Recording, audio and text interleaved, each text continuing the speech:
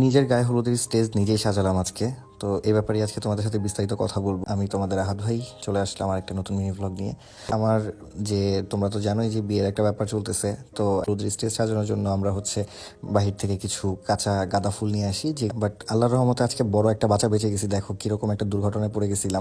অনেক মানুষের বদদোয়া নিয়েই মনে হয় এমন একটা কিছু হইতে গেছিল নিজের গায়ে হলুদের স্টেজ নিজে সাজানোর জন্য। এমন ভাবে আজকে হয়তো বা পরে আমার বড় একটা দুর্ঘটনা হয়ে যেতে পারতো। এই বাসার সবাই হচ্ছে আমার বিরুদ্ধে, এই কারণে বাসায় আসলে ঝাড়ু দেওয়ার মতো কেউ নাই, যে নিজের ঝাড়ু নিজেই দিতেছিলাম। এই কথাটা শুনে রাকিব চরম লেভেলে হাসাহাসি করতেছিল। আমার নতুন বইয়ের আগামীকালকের লুকটা কিন্তু যথেষ্ট সুন্দর হবে। আমি যথাসাধ্য চেষ্টা করব তোমাদের দিশা আপুকেও শাড়ি পরানোর জন্য। আর রাকিব মৌসুমী যতটুকু সাপোর্ট করতেছে ওদের সাপোর্ট নিয়ে ট্রাই করবো। পাশাপাশি পার্লারের যে আপুটা আছে সেও অনেকটা হেল্প করতেছে। তিশার সাথে আজকে আমার কি পরিমাণ একটা ঝগড়া হয়ে গেছে, মনে সাহস অনেকটা কমেই গেছে যে হচ্ছে ওরা শাড়ি পরাইতে পারবো বলে আমার মনে হয় না। এতটা পরিমাণ রেগে আছে আমার উপর, ওর কথাবার্তা সবকিছু আমি বুঝতে পারতেছি, কিন্তু কি করবো আসলে এমন একটা সিচুয়েশন, কিছু বলে বুঝতে পারতেছি না। ও হচ্ছে ওর সতীনের মন যে কোনো ভাবে হোক না কেন মানে ঠিক করে নিতে পারবে। এখন বাদ বাকিটা আল্লাহ ভরসা, দেখি কি হয়। তো দেখতে দেখতে কিন্তু ডেকোরেশনটাও শেষের দিকে। আর পাশাপাশি হচ্ছে আমাদের কিছু কাঁচা ফুল কিনে আনছিলাম, সেই কাঁচা ফুলগুলো এখানে লাগানো হয়েছে। আসলে ওইরকম সিচুয়েশন এখন নাই, তোমরা জানো। সবকিছুর মধ্যে আমার একটা জিনিস খুব ভালো লাগতেছে যে তোমরা আমার নতুন বউকে অলরেডি অনেকটা একসেপ্ট করে নিছো।